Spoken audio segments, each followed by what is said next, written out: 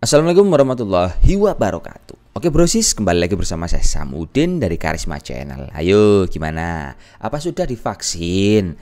Atau kalian cukup minum vitamin aja? Yang penting jaga kesehatan ya bro ya. Dan yang jelas di sini bukan saya berbicara vaksin atau vitamin, tapi mau infoin mengenai produk terbaru laptop gaming dari HP Pavilion Gaming 15 yang bertipekan EC1077AX. Ini dibanderol di harga 12 jutaan bro, pakai Ryzen 5, murah pol ini. Di kompetitor nggak ada sekarang 2021 gaming 12 jutaan. Wah, ngipi. Jadi disilakan disimak ulasan produknya. Oke, langsung aja saya menuju spesifikasi yang dibawakan oleh HP Pavilion Gaming 15 ini. Karena dia menggunakan Ryzen 5 4600, dia 6 core 12 thread dengan speed prosesornya itu di angka 3,0 GHz up to 4,0 GHz. Yang jelas, laptop ini menggunakan memorinya itu dual channel bro. Ini sudah terisi semuanya 8 GB kali 2, totalnya 16 GB dengan frekuensi yang 3200. Kalian bisa lihat seperti ini ya. Masih bisa kalian upgrade lagi bro. Sementara itu, untuk penyimpanan dari laptop ini sudah menggunakan juga SSD M.2 NVMe yang 512 GB bro. Dan masih disediakan lagi satu slot untuk harddisk ataupun SSD SATA. Jadi kalian bisa menambahkan kapasitasnya ini. Karena kalau menurut saya pribadi, laptop gaming cuman kapasitas 512 GB. Yo habis bro, kalian isi gaming 4 sisa berapa giga itu kapasitasnya. Ya terus untuk baterainya dia 3 sel dengan 52,5 Wh. Kalau kalian pakai dengan kondisi pemakaian ya, itu dia bisa mencakup di angka 3,5 jam. Jadi lumayan. Memang VGA dari laptop ini masih menggunakan GTX 1650 GB, belum Ti bro. Tapi dengan range harga di angka 12 juta saya kira sangat worth it sekali bro. Terus di dalam laptop ini kalian juga akan menemukan dual fan yang akan bekerja untuk mengakomodasi panas dari prosesor sama VGA-nya. Nah di dual fan ini akan berfungsi satu-satu bro, nggak langsung muter. Itu dia yang menyebabkan laptop ini benar-benar silent ketika kalian menggunakan game, jadi nggak akan terasa bisingnya. Yang jelas di dalam laptop ini akan ada software yang namanya CoolSense. Di situ akan menambah dinginnya performa dari laptop kalian. Nah ini dia yang istimewa bro, karena laptop ini menggunakan layar sudah berpanel IPS resolusi Full HD 1920x1080 serta dia sudah refresh rate layarnya itu 144 Hz. Kalau untuk kecerahan warnanya itu sudah di angka 250 nits bro. Dan yang jelas efek samping dari spek yang saya bicarakan tadi adalah ketika kalian menggunakan game itu akan terbebas dari yang dibilang stuttering, akan sangat smooth sekali ya. Karena sudah saya bilang tadi VGA-nya juga GTX seri 1650 4 GB. Dalam paket pembeliannya akan kalian dapatkan ketika membeli produk ini, kalian juga akan mendapatkan mouse gaming HP M200 sama tas backpack gaming HP hitam yang ada pelipit-pelipitnya berwarna hijau bro. Yang jelas saya lupa juga ini menyebutkan ya, kalau kalian beli HP ini juga dibundling dengan Windows 10 original, yang Windows 10 Home sama ada Office 2019 yang original juga. Wah lumayan lah. Kalau spesifikasi udah, ini waktunya saya nyinyir masalah desain dari laptop HP Pavilion Gaming 15 ini. Modelnya sama persis ya, kalau kalian udah lihat review kami yang seri Core i5 pakai RTX atau Ryzen 7 yang pakai GTX series, itu semua model dari Pavilion Gaming 15 itu saya katakan sama. Dan dia berbahan dari material plastik polikarbonat. Kalau dia ada di sisi luar itu modelnya cukup standar ya, cuman ada logo HP yang berwarna hijau. Kalau bezel di kiri di kanan tipis, di atas juga tipis ini bro. Tapi untuk kameranya kekurangannya ini belum ada privacy shutter.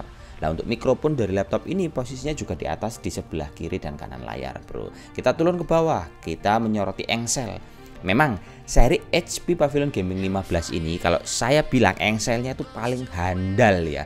Dengan engsel yang berada di tengah itu akan jauh lebih awet bro ketika kalian menggunakan laptop ini bertahun-tahun. Karena pengalaman experience kami ketika laptop itu ada di samping kiri dan kanan dan itu engsel yang ada di dalam itu pipih, itu seringkali hancur di dalamnya karena sering dibuka tutup seperti ini.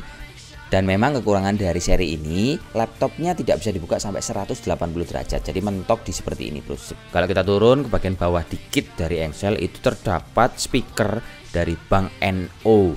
Jadi Bang Olufsen ini bro, jadi kewenceng enak ulem, apalagi kalau buat main game, wah kerasa suron banget ini. Coba aja kalian tes seperti ini suaranya.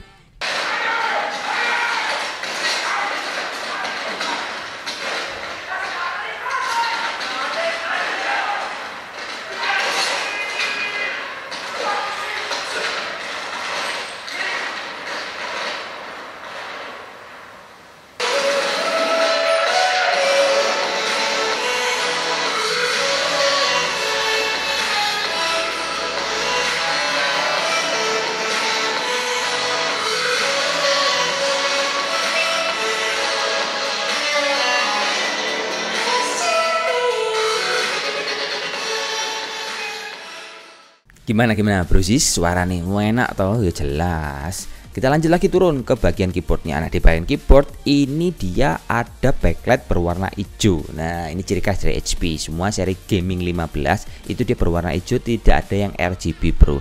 Tapi dia full key, ada juga numeric pad di sini. Kalau untuk kecap sama pengalaman pengetikan di dalam laptop ini saya kira cukup nyaman, standar, karena laptop gaming di range harga di atas 10 juta ya jelas istimewa lah. Lanjut lagi turun ke bawah, ini ada bagian touchpad. Nah touchpad ini ada klik kiri dan klik kanan. Ini cukup nyaman sekali untuk dikliki, tapi yang beda adalah ukurannya agak sedikit lebar ke kiri dan kanan. Itu mungkin memudahkan ketika kalian jarang menggunakan mouse tapi suka menggunakan touchpad di sini. Kalau responsifnya sangat enak banget ini bro. Kalau urusan untuk konektivitas, laptop ini cukup lengkap sekali. Semuanya terpusat di bagian kanan nih. Coba kalian tengok di sini ya. Ada port HDMI, ada USB port di sini, terus ada RJ45, ada tipe C, ada juga untuk lubang mikrofon sama earphone, sama ada port katheter juga. Memang di bagian kiri itu masih disediakan satu port USB. Tapi menurut saya kekurangannya adalah untuk seri laptop gaming, kalau USB ini cuma 2, saya kira kurang. Minimal 3 lah. Itu akan mempermudah ketika kita pakai laptop ini nantinya. Dan untuk pembuangan panas dari laptop ini dia berada di bagian belakang atau di bawah layar ini ya bro ya. Itu untuk exhaust pembuangan panas. Nah, untuk pengambilan penyedotannya itu berada di bawah. Yang mengerjakan itu ada dual fan tadi. Nah di dual fan itu kalau tidak merasa panas bener-bener dia cuma akan kerja satu, itu otomatis bro. Dan itu akan mengakomodasi panas dari graphic card serta CPU yang akan benar-benar nyaman ketika kalian pakai laptop gamingnya itu berjam-jam. Wah anti panas bro. Oh ini bro, waktunya kita ngetes laptop ini pakai tes ya. Ada tes benchmark, ada tes game, sama ada juga tes untuk render. Yang pertama kali kita coba adalah untuk benchmark. Nah, di dalam tes benchmark ini ada beberapa software yang kita gunakan ya. Ada pakai Cinebench R20, ada juga pakai Cinebench R23, ada juga pakai 3D Mark. Di dalam ketiga software tadi itu ada angka-angka yang kita munculkan seperti ini, dan software ini juga kita running 5-10 kali untuk mendapatkan angka-angka yang sudah kita tampilkan seperti ini bro. Jadi angka-angka ini bisa saya harapkan menjadi tolak ukur kalian untuk menyatakan laptop ini cocok nggak sih sama kebutuhan kalian, entah itu buat game ataupun untuk kebutuhan workstation kalian atau mungkin cuma daily harian kalian.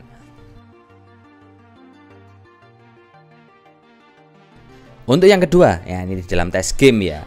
Ini ada beberapa game juga yang kita coba untuk kita sikat di dalam laptop Pavilion Gaming 15 ini. Yang pertama kita coba pakai Battlefield ya.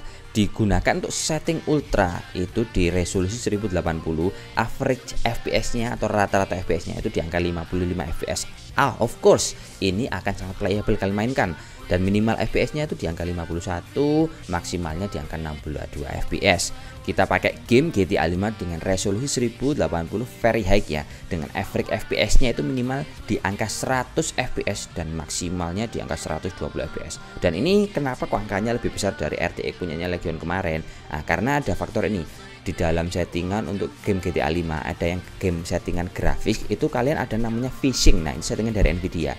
Ketika itu kalian nyalakan, kalian akan merasa nyaman di dalam bermain game itu, tapi jelas akan menimbulkan FPS-nya itu juga semakin berkurang karena dia stabil permainannya bro. Bedanya itu, jadi FPS-nya akan meninggi ketika VSync-nya kalian on kan, tapi ketika kalian VSync-nya kita nyalakan itu FPS-nya akan drop menjadi turun, tapi ketika kalian bermain game lebih playable. Bedanya di situ bro. Untuk game yang berikutnya kita akan mencoba di game pakai Far Cry 5. Nah Far Cry 5 ini kalian bisa cek seperti ini ya. Kita juga menggunakan setting yang cukup fantastis ya, setting ultra bro, dengan 1080 pixel dengan rata-rata FPS nya mendapatkan angka 56 FPS, minimal di angka 50 dan maksimalnya di angka 64 FPS. Itu playable banget kita pakai bro. Di game yang berikutnya juga kita pakai game sejuta umat namanya PES 2021 dengan resolusinya high 1080. Rata-rata FPS-nya itu di angka 79 FPS dan minimalnya di angka 49 FPS bro, maksimalnya di angka sampai 103 FPS. Wow, ini bisa nggak ada alasan kalau kalian telat ke bulan atau gimana pun lah. Yang jelas ini sangat worth it sekali, harganya 12 juta dan angka-angka di FPS-nya kalian bisa lihat seperti tadi. Di dalam tes rendering yang akan kita lakukan berikutnya, kita mencoba menggunakan 3 buah software. Kita pakai software Blender, kita pakai Adobe Premiere, sama kita pakai Lumion.